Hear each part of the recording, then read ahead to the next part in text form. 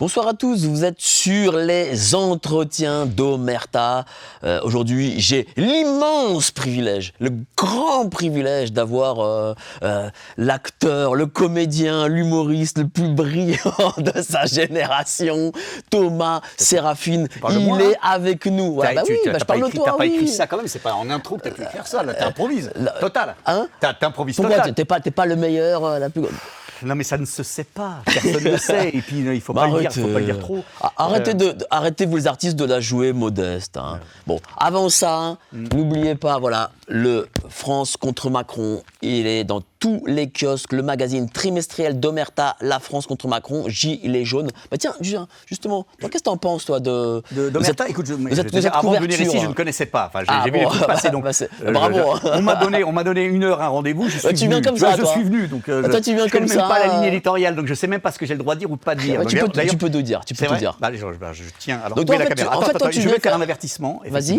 Je tiens tout de suite à me défausser de tous les propos que je vais pouvoir tenir ce soir. Je ne suis pas responsable, parce que en tant que mâle blanc, cisgenre, de quasiment plus de 50 ans, moi je ne suis pas fautif, c'est la société patriarcale dominatrice qui m'a tout enseigné. Je ne suis fautif de rien. Donc voilà, donc si moi je suis tout, moi je suis pour les minorités. Je suis Charlie, je suis ce que tu veux. Je suis est-ce que tu es gilet jaune? Je suis gilet jaune, je suis LGBTQ. Justement, qu'est-ce que tu en penses de cette couverture? Attends, et de ce titre? Parce que regarde, écrire La France contre Macron, c'est quand même pas tous les jours qu'un magazine, on va dire sérieux, titre ça.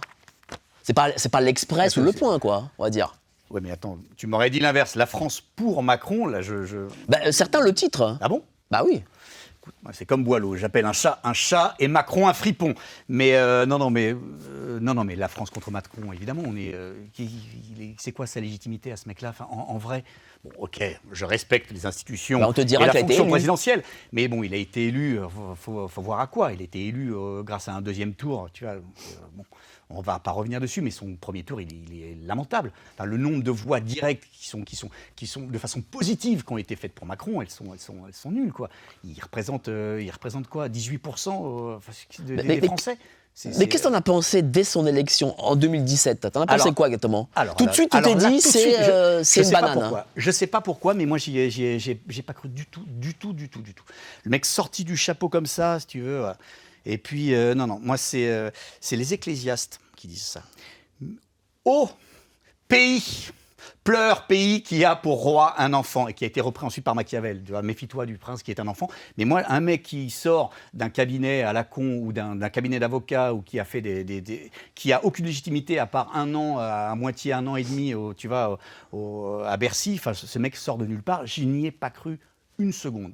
Pour moi, on allait être banané, c'est sûr. Puis le Mozart de la finance, c'est une insulte. 1 à la finance et 2 à Mozart, mais surtout à la finance. Non, mais ce mec, le Mozart de la finance, il suffit que tu vois qu'on abreuve et qu'on fasse une antienne et qu'on répète et qu'on martèle des slogans pour que les gens y croient. Et Mozart de quoi, ce mec? Mais regarde, toi t'es un artiste, t'es un comédien. Et puis, je vais pas revenir en plus sur son histoire qu'on a matraquée avec sa première dame, qui pour moi est folle, folle, complètement folle. Je veux dire. Et puis moi, de toute façon, je veux une gestion. Ça t'a choqué, ça? Mais évidemment, gestion en bon père de famille, pater familias. Moi, je veux déjà quelqu'un qui ait des enfants. C'est comme là, à l'éducation nationale. On ne met pas un mec qui n'y connaît rien à rien. Il peut être homosexuel, il peut être ce qu'il veut, mais il n'a pas d'enfants et le mec est ministre de l'éducation. C'est complètement fou. Tu diriges un pays, tu diriges une nation, tu n'as rien fait, tu n'as jamais été élu, tu n'as pas de légitimité, tu as vendu des sociétés que tu as bradées. Je veux dire, c'est quoi sa légitimité pour gouverner, à part que le mec a séduit des vieux milliardaires ou des vieux patrons qui ont été conquis par la flamme. C'est-à-dire quoi, pour toi, Macron, c'est le président d'une génération du baby-boom qui possède un patrimoine et qui se dit tiens, le petit jeune, il va nous garder notre patrimoine. Ah bah c'est le mec, c'était le Viagra des vieux, quoi. Il les a refait bander un peu une dernière fois et dit on va tout miser sur lui, on va lui donner le pognon qu'il veut, il va défendre nos intérêts. De toute façon, il aime les vieux, il aime les vieilles, donc il aime les vieux. Mais non, mais je veux dire, mais évidemment, donc un mec qui est capable de discuter dans un salon de thé pendant 3 heures avec un vieux de 75 ans, c'est tout bénef pour eux, quoi. Et c'est eux qui ont le pouvoir, c'est cette génération-là. C'est cette génération qui a le pouvoir économique, qui a le pouvoir politique. Donc, tu vois, ce mec-là est complaisant avec ces élites-là. Et évidemment, il était parfait, quoi. Mais c'est pas normal qu'un mec qui a 35 ans, si tu veux, soit copain avec tous les vieux patrons tu vois, de tous les capitaines d'industrie de plus de 70 ans. D'où il sort, ce mec, quoi. Bon, après, je ne connais pas son itinéraire particulier à la banque Rothschild, mais bon, c'est d'où il sort. Enfin, franchement, je n'y ai jamais cru. C'est pas comme si, en plus, j'avais retourné ma veste ou je m'étais renié par rapport à mes convictions, tu vois, mais je n'ai jamais cru. Déjà, je n'ai jamais cru que ce mec était de gauche un jour ou l'autre, qu'il ait pu l'être. C'est une aberration. Ce mec se prétend, et c'est prétendu socialiste ou de gauche. Genre, c'est fou, quoi. Mais justement, toi, t'es un artiste, t'es un comédien, t'es un humoriste. T'as commencé à Canal+ en 94. Vous n'allez pas m'insulter non plus, d'accord? T'as commencé à Canal+ en 94. Putain, il a travaillé. T'imagines, t'avais 30 ans déjà, ça fait déjà 30 ans. Et t'as un discours qui est resté esprit canal. Non, qui est resté esprit canal. Parce que est-ce que les artistes tels que toi ou d'autres peuvent avoir encore une forme de liberté d'expression aujourd'hui? Écoutez, je crois. Est-ce qu'on peut rire de tout? Je crois tout simplement qu'on ne peut pas rire du tout. Non, mais c'est de la vieille phrase qu'on s'amusait à dire avec Pascal Ranieri, Julien Cazard et les anciens. Mais oui, franchement, ça fait vieux con de dire ça. Mais la liberté d'expression, elle n'existe plus. Et puis surtout chez les humoristes. Dernièrement encore, j'ai vu ça de loin avec l'histoire Guillaume Meurice, que j'apprécie pas spécialement, mais que je suis obligé de défendre en tant que, tu vois, par solidarité envers les humoristes et deux, la liberté d'expression. Enfin, cet esprit canal, je ne sais pas à quoi il a correspondu à un moment donné, mais en tout cas, oui, il n'est plus là parce que les temps ont changé, ou en tout cas, les financiers ont changé. Maintenant, tu vois, il ne faut pas déplaire parce qu'il faut avoir un maximum de gens. Les réseaux sociaux peuvent te saquer en 2 secondes, donc il faut être le plus consensuel possible, le plus mou possible et surtout enfoncer les portes ouvertes de peur de se faire défoncer par ailleurs. Donc, non, mais moi, je suis resté. Pourquoi? Alors, tu sais, c'est la Horse, tu sais, avec Gabin, quoi. Mais enfin, monsieur Maroyeur, le monde a changé. Le monde a changé, mais pas moi. Donc c'est ça, mais qu'est-ce que tu veux? J'ai eu ce tort, on peut me blâmer d'une chose, c'est de ne pas avoir évolué avec le monde. C'est-à-dire que c'est toujours le même qu'en 94. Je suis le même qu'en 94, je suis peut-être même pire, mais moi je serais condamné à 2750 ans de prison si j'étais sur écoute en permanence.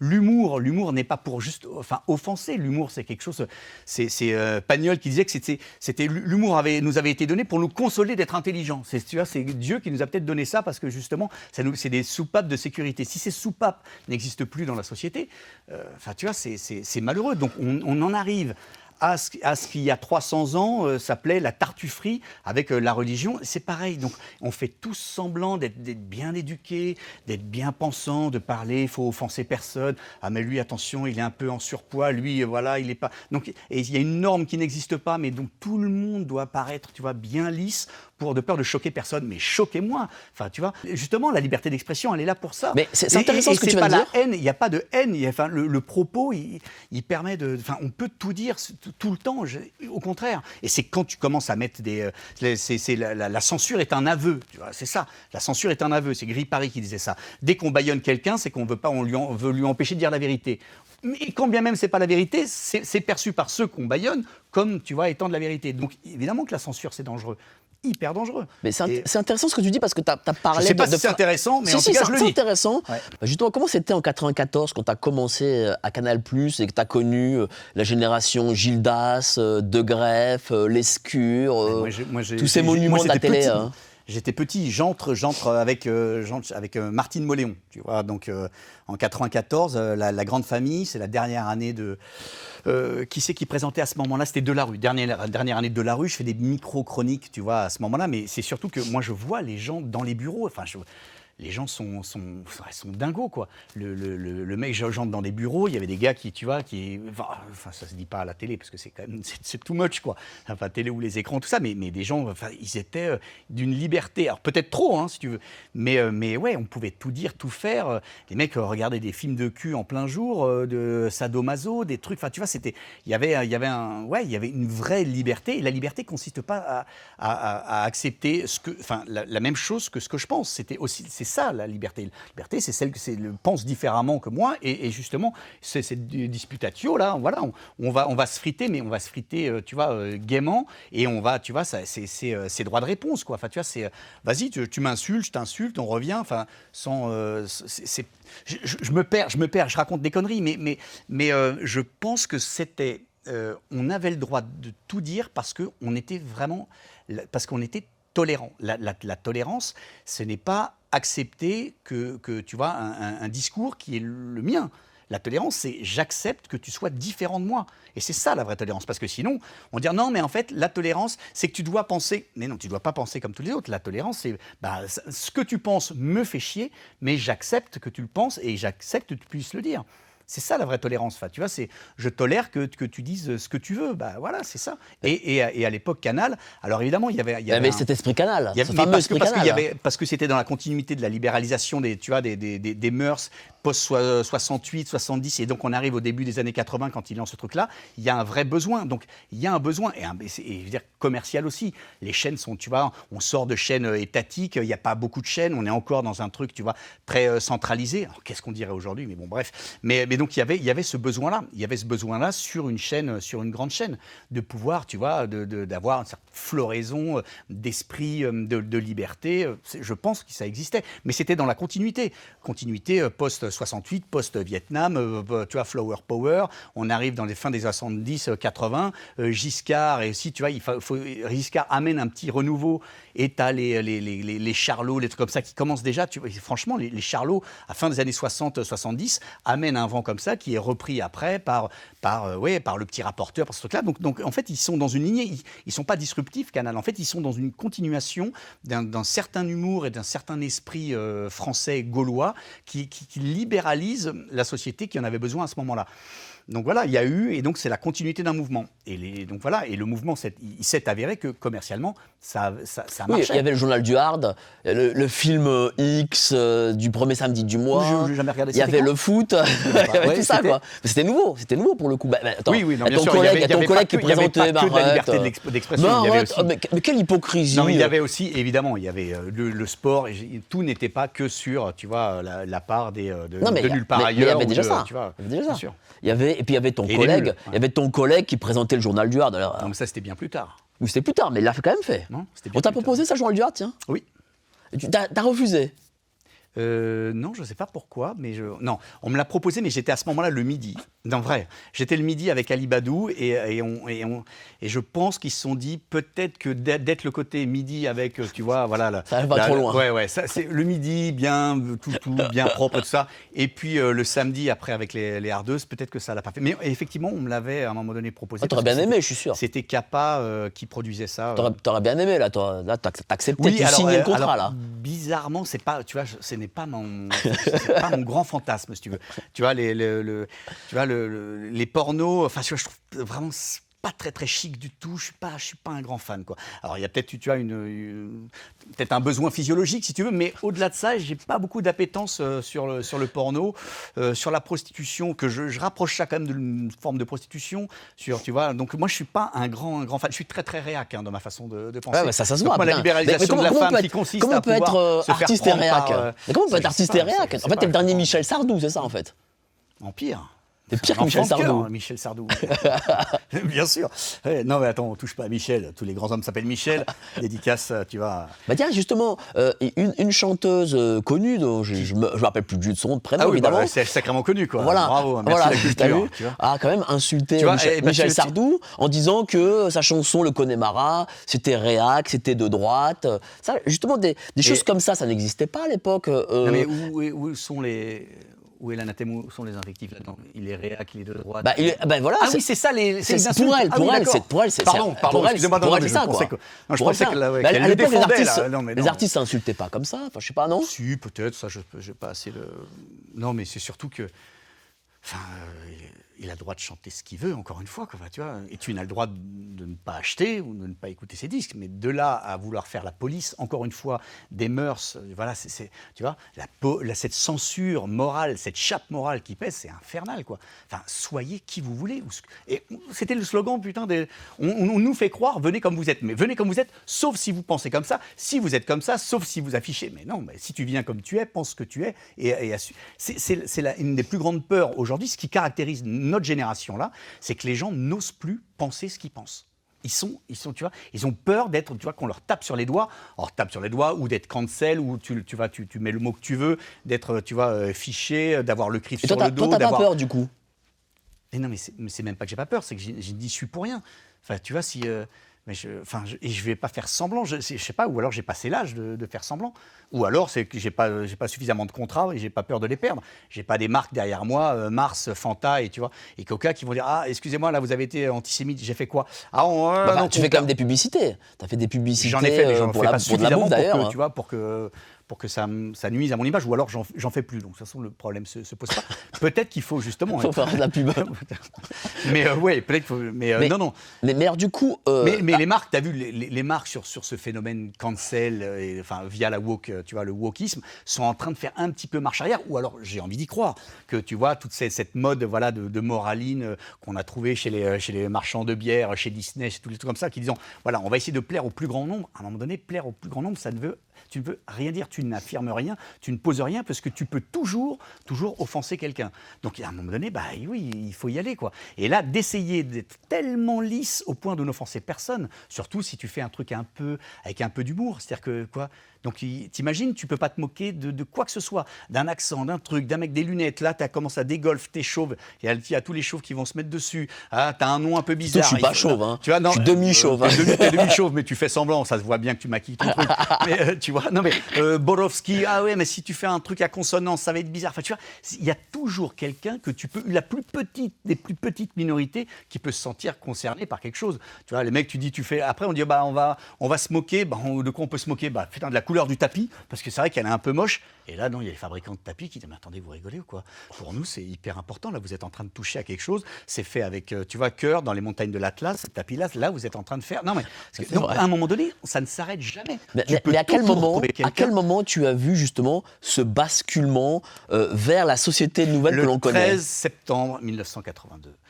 Non, je ne sais pas à quel moment, je ne l'ai pas vu, tu le constates, tu vois, c'est un truc qui s'effiloche, quoi. Voilà. Oui, parce que regarde, tu as fait l'action discrète, où c'était des caméras cachées. On n'en a pas fait qu'une, on en a fait 600. Non, mais tu en as fait... il y a un S, on a fait des actions discrètes. Oui, des actions discrètes. Qui étaient plus ou moins, qui sont passées anonymes, d'autres non. Où vous faisiez, en gros, des caméras cachées, où vous étiez très transgressif. D'ailleurs, je crois même que Georges Frey, je crois, il avait porté plainte contre vous, à l'époque, au régional. Oui, et à l'époque, on vous laissait faire ces choses. Mais est-ce qu'aujourd'hui, les actions discrètes, comme tu le faisais il y a 15 ans, 20 ans, est-ce qu'aujourd'hui, tu pourrais les refaire? Alors, moi, je peux les faire. Non, mais est-ce que tu serais diffusé? Je ne serais pas forcément diffusé sur cette même chaîne-là, avec cette audience-là. Mais tu peux les faire et te retrouver sur, tu vois, des médias alternatifs. Aujourd'hui, il y a eu une explosion de médias alternatifs. Donc, tu vois, tu la retrouves. Sauf que le côté consensuel, mais c'est ça qui fait peur. En fait, ce qui fait peur, encore une fois, on ne va pas refaire un truc de maurassien sur pays légal, pays réel, mais on est en train de créer vraiment une façade qui est, tu vois, voilà, où tout le monde est d'accord pour dire que, et puis après, dans les réalités, il y a des médias alternatifs, il y a des choses et les gens pensent différemment. Par contre, il y a un discours officiel, mais vous voyez bien que ça ne tient pas, ce truc-là. On essaie de faire croire que ça tient, que si tout le monde, il y a un consensus, que tout le monde est d'accord, tout est consensuel, tout est très bien, mais tu vois que ça s'effrite de partout. Il y a une éclosion de médias de partout, donc on pourrait encore le faire. On serait juste pas diffusé sur une chaîne, tu vois, une grande chaîne, et encore, elle n'était pas si grande que ça à l'époque, et à une grande écoute. Mais tu peux le faire. Rien ne t'empêche de le faire. C'était quand même Canal+. Canal+, c'est comme un grand groupe. Non, mais à l'époque, ça l'était un peu moins. Ça a toujours été une chaîne, tu vois. La chaîne Canal+, en clair ou encryptée, c'est pas TF1 ou M6. Donc, tu vois, et puis ils avaient... Non, non, je pense que tu peux le faire, mais tu n'es plus diffusé sur ce que vous appelez les médias. Je dis vous appelez parce que les médias mainstream, je sais plus ce que ça veut dire et qui en fait partie ou pas, hein, qui en fait pas partie. Mais ouais, c'est pas les. Tu peux le faire, tu peux le faire. Tu seras diffusé et tu seras vu par. Mais attends, regarde des Telegram ou des trucs comme ça. Il y a des communautés énormes. Il y a des gens qui ont des 100 000, 150 000, 200 000. Enfin, ils font plus sur Telegram que Mouloud Achour sur Canal, quoi. Donc, enfin, tu vois. Donc le média mainstream veut plus rien dire aujourd'hui. Si c'est juste l'audience qui compte, bah, il y a des médias alternatifs qui font plus d'audience que certaines émissions télé. Mais quelle est la différence entre... Je suis chiant là, non, là c'est trop sérieux. Non, là, non, tu es très très bien. Même moi, ça me fait chier, autant te dire, alors que c'est moi qui le dis. Donc, quelle est la différence entre les Jacques Martin de l'époque, les Léon Zitrone, la culture. les niveau de même culture, les là, tu Foucault, cites des gens dont le niveau de culture, les gars étaient des, tu vois, je dis pas que c'était des académiciens, mais attention, tu vois, ils pesaient, ils avaient une instruction, ils étaient, voilà, les mecs étaient forts, étaient intelligents, c'est pas des animateurs au rabais, tu vois, on prenait la crème et tu vois, et elle venait à la télé, donc les mecs étaient, enfin, c'est mon analyse, hein, c'est que les gens étaient quand même sacrément plus cultivés à l'époque, en tout cas ceux qui présentaient, que les gens de maintenant, tu vois, ils ont tiré pas vers le bas. Même l'humour a été tiré vers le haut. Les références, tu vois, enfin, excuse-moi, mais et je fais pas ça pour Seb qui fait du Ruquier, mais les grosses têtes, en quoi elles sont grosses aujourd'hui? Enfin, tu vois, je veux dire que les grosses têtes, il y a 20 ans et maintenant, enfin, c'est la misère. Les grosses têtes, Sébastien Toen, avec qui tu travailles aussi sur voilà, Winamax, parce les actions discrètes. Il fait les grosses têtes. Voilà, il fait les grosses têtes. Il participe aux grosses têtes de Ruquier, mais pour moi, les grosses têtes justement, n'ont plus tu sens rien une différence entre Laurent Ruquier, des grosses têtes de Laurent Ruquier, et les grosses têtes de Philippe Bouvard. En vrai, tu me poses cette question. Bah oui, je pose la question. Tu me la poses parce que tu veux que j'y réponde. Bah oui, je veux aussi que tu y répondes. Bah oui. C'est évident. évident. On est d'accord que oui, moi je constate une différence. Il y a une différence. Bouvard et Ruquier. Ruquier est un énorme travailleur, si tu veux, mais il est très consensuel. Et puis il fait venir sa bande de copains. Ça se sent un peu trop. Et je trouve qu'il manque. Alors non, parce qu'il y avait Pierre, mais il est plus là, quoi. Oui, le grand Pierre, mais voilà. Mais peut-être qu'il manque de vraies tronches, quoi, qui apportent un peu. Puis finalement, j'écoute pas assez, donc si ça se trouve, je dis des conneries. Si ça se trouve, il y a des super académiciens hyper drôles qui sont transgressifs et qui vont dans son émission. Mais moi, je me suis arrêté à Jean-Philippe Janssen, Stevie Boulet, les trucs comme ça. Enfin, tu vois. C'est chaud, quoi. Et d'ailleurs, tu sens que les gens ne regardent plus la télé, qui se disent, voilà, on nous met quelque chose de fade, sans sel, sans saveur. Et les gens, j'ai l'impression, se détournent de la télé. Je ne sais pas si c'est pareil auprès de tes proches. De la télé, après, de toute façon, il y a un éclatement, un fractionnement de l'audience parce qu'il y a tellement de chaînes maintenant, donc c'est normal. On n'est plus dans les, 5 chaînes, donc forcément l'audience est éclatée. Et puis il y a un nombre de canaux, parallèles qui fait que ça. Mais pour moi, qu'est-ce que ça veut dire que la télé? La télé, c'est juste la télévision, c'est que la vision à distance. Je veux dire, c'est con ce que je dis, mais média immédiat, c'est que tu regardes un truc sur tes écrans, sur ordinateur, sur n'importe quoi ou la télé. Il n'y a pas, à part le mode de financement, si tu veux, de ces émissions-là, et encore, il y en a qui appartiennent à des grands groupes pareils, c'est la même chose. Enfin, c'est pas le support, on s'en fout du support, que ce soit une télé qui soit dans une étagère ou que tu regardes sur ton ordinateur dans ton lit. Et toi, justement, comment tu consommes aujourd'hui l'information? Est-ce que toi, tu regardes plus, je sais pas moi, les YouTube, les réseaux sociaux, ou tu continues à être sur le JT du 13h, du 20h? Alors, j'y suis... J'y ai jamais été, moi. C'était du 13h ou du 20h. Donc, c'est vrai que moi, j'ai pas eu de changement là-dedans. C'est que je ne regardais pas. Non, mais je zappe dans le sens où j'essaie de regarder quand même on s'en fout de ce que je regarde ailleurs, mais j'essaie de regarder des médias traditionnels, plutôt journaux papier, pour voir un peu les unes, je regarde les trucs, et puis après je regarde les médias et je suis à fond un consommateur de Telegram ou d'autres, ou d'autres sources, quoi. Donc en fait, je multiplie pour avoir le truc, oh non, en horreur, parce que voilà, je regarde un peu les titres pour me dire, c'est pas possible, ils en sont encore là, et après je vais me rassurer en me disant, il y a quand même une éclosion de médias alternatifs qui font du bien, voilà, tous ceux qu'on connaît, qu'on a vus, mais qui sont arrivés, les Jean-Dominique Michel, qui font la réinformation. Mais aujourd'hui, la réinformation, c'est égal, facho, extrême droite. Dès que tu mets le mot réinformation, donc c'est pas forcément le bon mot à utiliser parce que ça donne une étiquette qui vont tout de suite dégoûter des gens, alors que, si tu veux, mais tant mieux pour l'extrême droite si réinformation est synonyme d'extrême droite. C'est-à-dire que réinformer, ça veut dire informer autrement, si tu veux, et prendre une autre direction dans la façon de mener l'information, ce que fait Jean-Dominique Michel, par exemple, mais qui qui a surgi avec le Covid. C'est extraordinaire. On n'aurait pas trouvé ça même sur des chaînes mainstream, tu vois, il y a 15 ans. Donc moi je trouve qu'il y a vraiment du bon là-dedans. C'est que tu as la possibilité. Le problème, c'est que comment s'y retrouver, comment aller faire le pas d'aller voir ces médias. Toi, tu fais ce pas, c'est-à-dire que toi, tu dis, moi je l'ai fait il y a déjà longtemps. Je reçois une information voilà, que je trouve, on va dire, bancale, je vais voir ailleurs une information. Mais alors ça, c'est ma nature. D'une manière générale, j'essaye déjà de comprendre, enfin, tu vois, l'information, pourquoi on l'a dit, qui l'a dit, tu vois, est-ce qu'il y a du non-dit derrière, est-ce qu'elle est contredite par ailleurs, est-ce qu'elle est reprise de la même manière, et tu vois, avec les mêmes mots et puis tu vois, avec les mêmes guillemets de tout le temps. Est-ce que c'est des éléments de langage qui ont été transmis, est-ce qu'il y a une contradiction derrière, enfin, tu vois, le principe du contradictoire, il est dans l'information, tu as l'impression qu'il n'existe plus, mais c'est essentiel. Donc non, je fais pas un travail. Moi, j'aime bien ça. Donc, je suis assez curieux et j'aime bien, tu vois, aller décortiquer 2-3 trucs quand ça m'intéresse et voir si, tu vois, et de creuser un tout petit peu plus. Mais je comprends, hein, ça prend du temps. Et les gens sont les gens de manière générale sont bons. Ils sont plutôt bons. Ils ont envie de croire. Tu vois, ils n'ont pas envie de se faire chier à aller, tu vois, inspecter. Ce sont pas tu vois, à aller chercher. Ouais, c'est pas des Sherlock Holmes de l'information ou de la vérité. Ils veulent croire ce qu'on leur donne parce que c'est plus simple et qu'ils ont quand même un bon fond. La crédulité, c'est pas juste de l'ignorance ou de la naïveté. La crédulité, c'est aussi parce que tu crois que ton prochain est plutôt, tu vois, bien intentionné. Donc ça leur suffit. Alors après, il y a de la complicité, il y a de l'aveuglement, il y a ce que tu veux, de la tartufferie. Il y a plein de choses que tu peux cacher dans la crédulité. Mais la crédulité des gens, pour moi, elle n'est pas forcément synonyme de bêtise. C'est parce que c'est plus simple et je crois que le mec qui me donne cette information-là, il est bien intentionné. Le problème, c'est que les gens qui te la donnent ne sont pas bien intentionnés. Ça, on peut le dire sur un média comme ici. Bravo. Voilà. Non, mais tu vois, un média grand public dire ça. Non, mais, bravo. Mais bien sûr. Non, mais voilà, en tout, conflit d'intérêts, enfin voilà. Mais dans tout. Donc, oui, les gens ne sont pas bien intentionnés et malheureusement, les donneurs d'informations ne sont pas. Est-ce que tu penses que les gens ont aiment encore leurs artistes?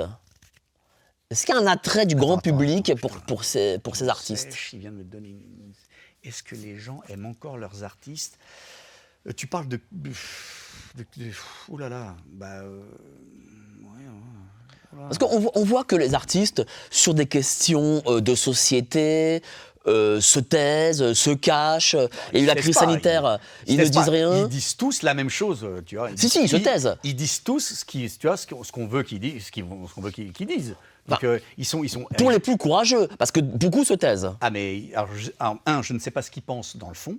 Je ne sais pas ce qu'ils pensent. Si ça se trouve, ils pensent, tu vois, ce qu'il faut dire, donc tout va bien. S'ils ne le pensent pas, ils ont évidemment un peu peur pour leur carrière, ils ont peur des dissidents, donc ils n'ont pas envie que leur voix soit dissidente ou dissonante, surtout quand tu es chanteur, tandis que ça passe bien. Mais, et puis peut-être qu'il y a un manque de courage, peut-être qu'il y a une lucidité sur la carrière, ils savent comment c'est financé, ils ont dit, tu vois, il y a plein de choses. Et je te dis, il y a peut-être une frange aussi de ces artistes-là qui ne voient pas du tout, qui pensent comme il faut, qui sont des vrais bien-pensants.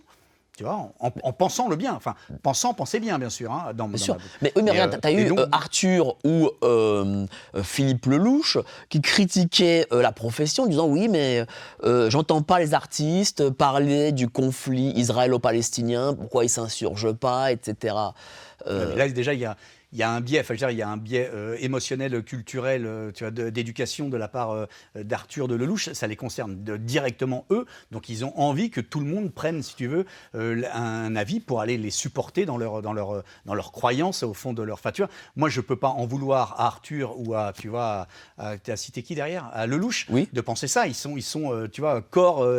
Âme et bien, ouais, tu vois, profondément attachés, tu vois, à Israël, au peuple juif, au judaïsme, tout ça. Donc eux, de leur côté, voilà, tu vas pas demander à Arthur de penser autrement que ce qu'il pense. Oui, mais voilà. il a dit. Donc lui, non, mais ce que je veux dire, c'est que toujours le problème juge et parti, c'est-à-dire que là, il y a deux parties. C'est-à-dire que moi, j'en veux à ceux qui ne font partie ni d'un camp ni de l'autre, de devoir prendre parti pour un camp ou pour l'autre, plutôt que de devoir apaiser la situation. Moi, j'ai rien de mieux à dire sur ce sujet-là que ce qu'a dit Galouzot de Villepin. Enfin, tu vois, c'est fantastique. Moi, genre, quand tu écoutes son interview et tu écoutes ce qu'il dit, tu dis, mais c'est le bon sens, c'est la raison. Mais le pacifisme aujourd'hui, ça n'a plus aucun sens. Un mec qui va prôner, tu vois, en disant, mais je m'en fous de vos deux camps à la con. Moi, je veux me situer au-dessus. Le mec, il est balayé. Enfin, tu vois, et les grands pacifistes dans l'histoire, de toute façon, ils sont balayés. Il y a qu'à relire, je sais pas, tu vois, au-dessus de la mêlée, au-dessus de la mêlée, qui a eu un prix Nobel. Le mec le dit, je veux dire, il était contre la guerre, tu vois, il voulait cette vraie amitié avec les Allemands, avec qui on avait énormément de points communs. Il dit, mais non, mais moi, et donc on ne veut pas entendre la voix des pacifistes à ce moment-là,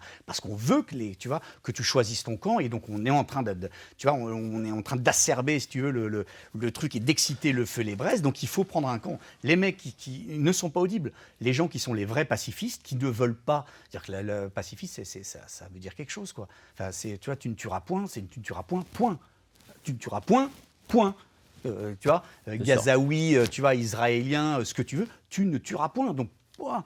Mais bon, voilà. Mais comment auraient réagi les Coluche, les Leluron ou les Balavoine s'ils étaient encore en vie? Est-ce que tu penses qu'ils s'insurgeraient sur la situation actuelle, ou alors peut-être que le mainstream les aurait... Tu penses que Balavoine, qui chante l'Aziza, Balavoine ne défend pas l'opprimé? Évidemment que Balavoine, il aurait déjà tout fait péter, je veux dire, dans son discours. Enfin, il se serait insurgé. Il aurait laissé parler, enfin, tu vois, l'indignation, mais pour les deux camps, je dirais. Mais il n'y a pas une seule position valable autre que cesser le feu.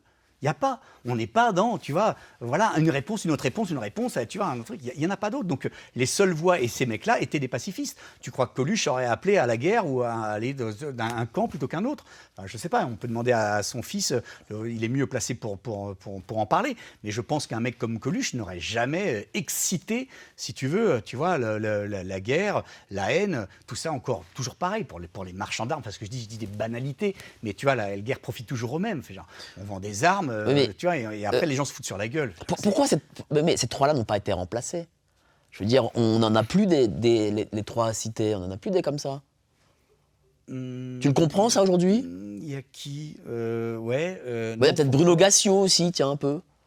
Ouais, mais il est moins connu. Ouais, il est engagé à géométrie variable aussi, quoi. C'est en fonction de, tu vois, il n'occupe pas l'espace public suffisamment pour, tu vois, Bruno, je l'adore, il regardera sûrement pas ça, je sais pas ce qu'il foutrait là, pourquoi tu regardes ça, toi, Bruno? Mais non, mais Bruno, alors il revient aux affaires de temps en temps, il fait un petit livre un coup, et puis après il dit, oh, j'ai été trop loin, je vais fermer ma gueule, je vais aller jouer au golf, et puis après il fait... Bon, moi j'adore jouer au golf, donc c'est pas le problème, mais c'est-à-dire Bruno, il est, et puis parfois, j'ai l'impression qu'il croit pas forcément à ce qu'il dit aussi, il dit qu'à un moment donné, il faut être engagé. Allez, tiens, je vais être engagé, je vais dire des trucs, voilà. Et puis, je suis pas sûr que ça soit, alors pourtant, il est de l'école, hein. Enfin, tu vois, il a grandi, lui, il a vu Choron et tout ça, il a vu les vrais, quoi. Tu vois, Choron, qu'on n'avait rien à foutre de rien. Enfin, tu vois, là, Choron, là, mais qu'est-ce qui fait que les artistes aujourd'hui n'ont plus rien à foutre de rien? Est-ce que c'est le cas? Je suis pas sûr. Je suis pas sûr. Enfin, tu vois, tu dis ça, mais moi, je suis désolé. On a fait, toi et moi, les manifestations. On n'a pas entendu les artistes. Voilà, ne serait-ce que ça déjà. Enfin, c'est quand même. Enfin, on parle quand même de liberté publique. Non, c'est même pas ça. C'est que là, on parle d'histoire pour remettre le contexte. L'histoire du vaccin et du pass sanitaire, évidemment, c'est complètement fou, quoi. C'est-à-dire que moi, il se trouve que j'ai fait du droit, si tu veux. Donc moi, le droit, j'ai dû m'arrêter, tu vois. Enfin, j'ai été assez loin, mais j'ai regardé les premiers extraits les premiers chapitres du code civil et du code pénal. Donc je me suis arrêté là. Mes souvenirs restent là. Donc forcément, quand je vois que la dignité du corps humain, que si tu veux, que la primauté du corps sur les biens, que le corps est inviolable, c'est l'article 16. Je veux dire qu'à un moment donné, tu dis mais on a cette liberté encore de choisir ce qu'on veut s'inoculer ou pas.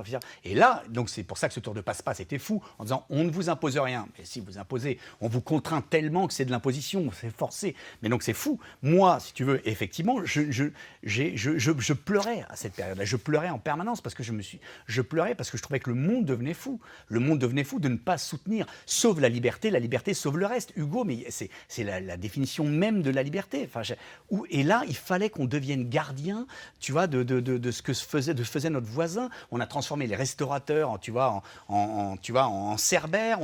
Qu'est-ce que c'est que cette société de surveillance? Mais bon, elle avait déjà été prophétisée par d'autres, par Foucault, par Ellul, par tous ces trucs-là, par Fallet, tiens, même. Bref, mais la soupe aux choux, faut relire, c'est extraordinaire. Mais oui, non, mais tu dis que ouais, c'est ça, le souvenir de nos anciens enfermements, tu vas aller être doux à côté de Parce que nos regarde, sociétés, tiens, on a parlé de Michel Sardou. Michel Sardou, c'était un rebelle dans les années 60-70. Mais Michel Sardou, aujourd'hui, il est un peu moins rebelle. Donc, qui te dit que les Coluche et compagnie n'auraient pas...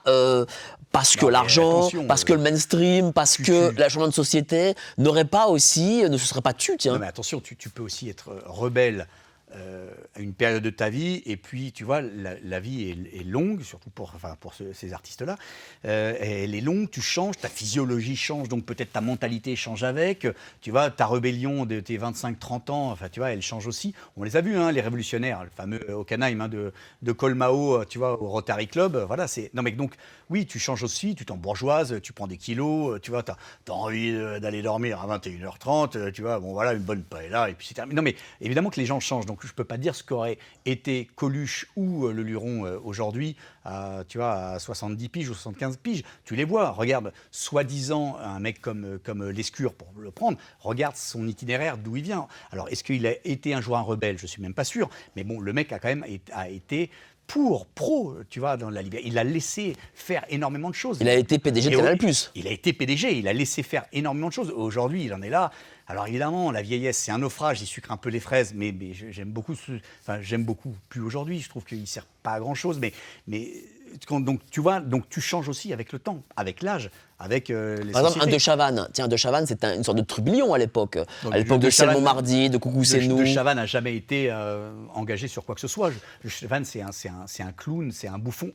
Attention, c'est noble hein, quand je dis ça. Quand je dis bouffon et clown, ça au contraire, tu vois. Donc c'est un mec qui a toujours été. Alors au contraire, c'est pire aujourd'hui. Aujourd'hui, il essaye de se donner une conscience de quelque chose. Donc, enfin, tu vois, c'est presque, on va dire, mais qui il est pour dire ça de Chavannes? Mais je trouve que c'est presque pitoyable. Quand on demande à De Chavannes son avis sur quelque chose, en fait, on s'en fout de son avis. Je veux dire, De Chavannes, vas-y, fais le con, fais le truc, enfin, je sais pas, n'importe quoi, fais le truc. Lui, c'est ça son fond de commerce, il était bon là-dedans. Tu vois, pour distraire, c'est un super entertainer. Si tu vas commencer à ce qu'il soit éditorialiste ou demander son avis sur le conflit israélo-arabe, ouais, c'est pas les bonnes personnes. Donc, De Chavannes, je ne le mets pas dans la catégorie des amuseurs, tu vois, dont tu disais qu'ils n'étaient pas que des vrais amuseurs. Mais quand tu le vois là, sur France 2, sur la société, qui avait des choses à dire. Quand tu le vois sur France 2, là, dire « Ah, mais monsieur Hollande, vous étiez quand même un excellent président », là, tu te dis, bon... il dit ça. Mais... Ah oui, oui, oui, là, il y a 3-4 mois. Peut-être comparé à Macron, peut-être il dit ça. C'est une question de ratio. Je me suis dit quand même, là le gars, je ne sais pas ce qui lui arrive. Est-ce que tu sens aussi, est-ce que tu vois aussi des gens avec qui tu as travaillé, que tu as connus, à Canal+ ou ailleurs, ou dans le cinéma, il veut que je lance, et qui ont changé, Par exemple, tiens, tes amis, des Actions discrètes, les Khazars, les Toen, qui étaient eux aussi des rebelles, est-ce que eux ont changé?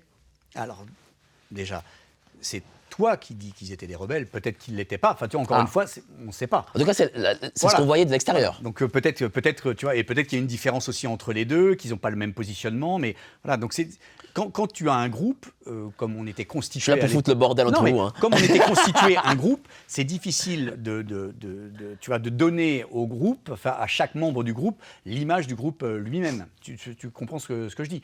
Donc si individuellement, on n'était peut-être pas le reflet de ce que disait le groupe.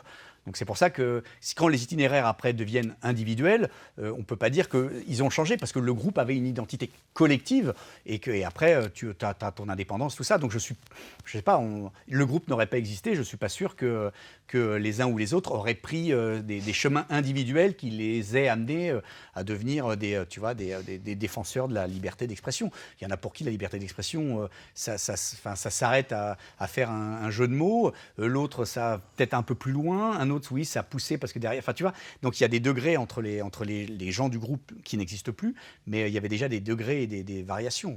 Donc peut-être que moi je suis le plus extrême dans ma conception de la liberté d'expression, peut-être, ouais. Et peut-être parce que justement, j'ai pas de contrat, tu vois. Justement, qu'est-ce qui fait que tu es extrême de cette liberté d'expression? Qu'est-ce qui fait que tu te dis, voilà, moi je pense que la liberté, c'est la première des raisons. Mais parce que j'ai l'impression que ma vie est guidée, tu vois. Parce que je ne suis pas la loi, mais moi, en tant que ma loi personnelle, t'autorise à être grossophobe, à être antisémite, à être raciste, à être ce que tu veux. Tu as le droit de le penser. C'est pas pour ça que tu as raison de le penser. Et tu vois, je ne peux rien y dire, quoi. Si tu penses ça parce que tu viens tu vois, t'as une histoire, t'as une culture, t'as une façon de le penser, mais tu vois, même ça, moi, je n'arrive même pas à me dire, attends, il faut condamner un mec et le mettre en prison parce qu'il aime pas les juifs. Enfin, si tu vois, il aime pas les juifs, bah tant pis, quoi. Déjà, peut-être qu'il aime des juifs et pas les juifs, peut-être qu'il aime des arabes et pas, tu vois. C'est Camus qui disait ça, on aime la terre entière pour ne pas, tu vois, pour éviter d'aimer des gens en particulier. Oui, peut-être que... Donc, moi, si tu veux, la liberté d'expression et d'opinion, parce que c'est bien, on va au-delà. Aujourd'hui, c'est pas que la liberté d'expression, c'est l'opinion. On voudrait même contrôler ton opinion, quand bien même tu la dises à personne, parce qu'on a vu tes cookies, on t'a tracé, t'as été voir ça, ça, donc ton opinion, mais t'as rien dit encore. Je me suis pas exprimé que, oui, mais le fait de taper sur un clavier, c'est déjà un bout d'expression. Donc on va te censurer avant. Minority Report, on va aller, tu vois, savoir ce que tu veux faire, peut-être ce que tu vas penser mal, mais moi je suis, évidemment, c'est pour ça, mais ces sociétés d'oppression, pour moi, elles sont, oui, la liberté d'expression, c'est une des libertés fondamentales. Le 8 janvier 2022, tu as pris la parole à une grande manifestation organisée par Florian Philippot. La grande manifestation. Voilà. Et tu as lu un la texte. Police, on était 12. Selon les organisateurs, Voilà. on était 2 millions, mais bon. Il y avait, je crois, à peu près 100 000 personnes. Et tu avais lu un texte qui était très fort, où, en gros, tu attaquais, nommément d'ailleurs, des gens du show business. Alors, je me rappelle, il y avait Cadmerade, Danny Boone. Enfin, t'as pas attaqué, mais on va dire... J'avais fait quelque chose d'un peu plus subtil. Parce que oui, c'est vrai. C'est vrai, t'es très, très subtil. J'avais travaillé un tout petit peu plus. Non, c'est qu'en fait, j'avais dit à quoi ça sert de jouer. L'idée, c'était ça, de jouer des personnages de fiction qui, dans les œuvres de fiction, défendent la liberté ou défendent des grands idéaux, si toi-même derrière, tu en es là pour les souiller, tu vois, et marcher dessus, quoi. Donc effectivement, que tu joues Antigone au théâtre le soir et qu'après tu rentres derrière et que tu vois, enfin, c'est en fait, donc je disais, mais donc la fiction, ce n'est que de la fiction. Et c'était un constat terrible. Donc en fait, nous jouons des personnages de fiction qui ne sont finalement que de la fiction. Et la réalité reprend le dessus. Et tout ça, on s'en fout. Donc incarner des grands hommes, que ce soit de Uranus à ce que tu veux, enfin tu vois, là, on s'en fout, quoi. Et tout ça ne vaut rien. Donc pour moi, non. La fiction ne vaut pas rien. La littérature, le roman, les films, tu vois, disent quelque chose, tu vois, nous enseignent. Voilà, un bouquin de philosophie ou une chanson de Mouloudji, moi, c'est pareil. Enfin, dire que ça veut dire quelque chose, quoi. Mais est-ce qu'à la suite de ça, tu as eu des conséquences? Et toi, tu me reprends pas, quoi. Non, mais moi j'aime bien Mouloudji. En plus, on aime tous Mouloudji. Il faut vivre. Donc voilà. Il faut vivre, voilà, très bien. Donc, voilà. est-ce que toi, à la suite de ça, tu as eu des conséquences sur ta vie professionnelle, par exemple? Non, mais j'étais pas non plus au sommet de l'exposition médiatique, hein. Donc j'avais pas énormément de. Tu vois, t'as quand même fait des prime time sur Canal+. Oui, non, mais bien sûr, non. T'as joué dans Plus belle la vie, t'étais Gérard dans Plus belle la vie. Des personnes, d'ailleurs proches de mon entourage, m'ont reproché, mais m'ont reproché, ce qui est terrible, hein, c'est qu'on me reproche finalement pas ce que j'y ai dit sur cette tribune. Parce que la plupart du temps, ils n'ont même pas écouté, ils n'ont pas entendu. C'est juste avec qui. Donc c'est les fameux, tu sais...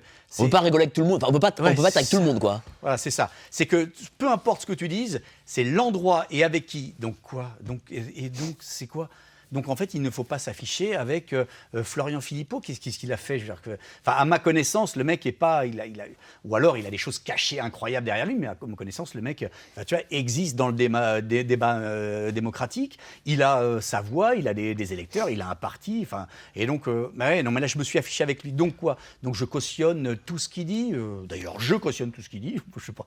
Mais non, mais le mec a eu le courage à un moment donné de s'afficher. Alors je sais qu'il y a des trucs, tu vois, genre opposition contrôlée ou pas, finalement. finalement, ça lui permet à la soupape d'exister, tous ces trucs-là. Mais au moins, je sais pas, mais au moins le mec porte une parole qui n'était pas audible à ce moment-là. Cette parole-là, je me suis reconnu dans cette parole et dans la défense des intérêts publics, quoi, de la chose publique, de l'espace public, de nos libertés individuelles. Et donc, j'ai fait ce discours-là parce que je me sentais, mais j'étais porté par T'avais besoin de le dire, ce discours? J'avais besoin de le dire, parce que si tu veux, je n'avais pas... Ça te rongeait un peu de l'intérieur de ne pas pouvoir Non, mais dire les choses? ça me rongeait de participer à des manifs depuis quelques semaines, le samedi, à y voir des gens, mais des gens de tous les horizons, enfin vraiment de tous les horizons. Le plus petit dénominateur commun de ces manifestations, c'était non au pass sanitaire. On ne veut pas être contrôlé, on ne veut pas vivre dans cette forme de totalitarisme avec l'État qui contrôle tout, partout, tout le temps, qui s'insinue dans notre vie privée, qui commence à, tu vois, on ne veut pas de ça. Et c'était ça. Donc les gens, il y avait des noirs, des gros, ce que tu veux, des vieilles de Télérama, des jeunes, si tu veux, tu vois, punk à chien. Franchement, il y avait réuni, tu les as vus, un aréopage de gens qui étaient quand même, enfin, disparates, mais qui étaient mus par la même, tu vois, considération de notre avenir ou l'avenir qu'on va laisser plus tard. C'est-à-dire que qu'est-ce qu'on veut de quoi on veut que notre vie soit faite plus tard. Les gens étaient concernés. Ben voilà. Donc moi j'ai pas vu des hordes de fachos. Enfin, tu vois, qu'est-ce que ça veut dire? Mais tu vois, ce discrédit qu'on porte à un mec, je sais pas qu'est-ce qu'il a. Enfin, voilà. Ou qu'on nous trouve. Enfin, prouvez-nous qu'est-ce qu'il a fait. Je sais pas. Il organise des orgies sataniques dans des catacombes. Il va égorger des juifs le soir. Il est pro-antisémite. C'est quoi? Il prend des arabes, il les jette dans la Seine le matin en cachette. Mais qu'est-ce qu'il a fait? Qu'est-ce qui est répréhensible de ce qu'il dit, quoi? Donc il dit Frexit. Voilà. Il veut pas que ce marché commun qui ne ressemble à rien, tu vois, ils veulent que... Voilà, c'est ça son erreur ou sa faute. Ah non, c'est d'avoir appartenu au parti diabolique du FN à l'époque, quoi. Donc, voilà. Non mais tu vois, c'est complètement fou, quoi. Donc les gens qui te disent ça, ce sont les plus... Enfin, ils sont d'une intolérance. La vraie intolérance, elle est chez les ennemis de Philippot, qui disent on ne veut pas lui parler, on ne veut même pas l'inviter sur un débat. Mais t'es fou, quoi. Il fait partie de la société. Il est là. Enfin, tu vois, pourquoi on ne discute pas avec lui? Donc quoi? Ben, allons au bout de la logique. Il ne faut pas l'inviter.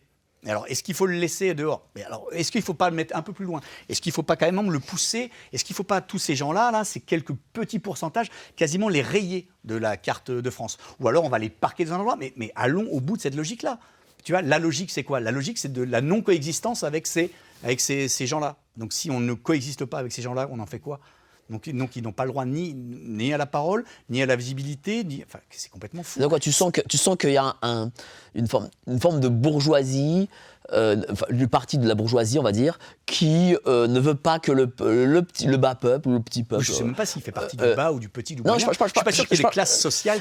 moi, j'ai l'impression... justement, si, moi j'ai l'impression... Chez Philippot et dans les manifs, c'était quand même... Oui, c'est très populaire. Mais ce que je veux dire, c'est que j'ai l'impression que, politiquement, en France, on a le parti de la bourgeoisie macroniste, LR, PS, face à les partis populaires, on va dire, Philippot, Mélenchon, RN, et visiblement ces deux mondes-là s'affrontent. Moi, c'est l'impression que j'ai. Je sais pas ce que tu en penses.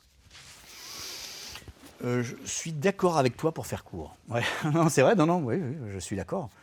Mais on a, enfin, le vrai combat là-dedans, c'est l'inégalité, les vraies inégalités. Et finalement, c'est le combat qui arrive en dernier lieu, quoi.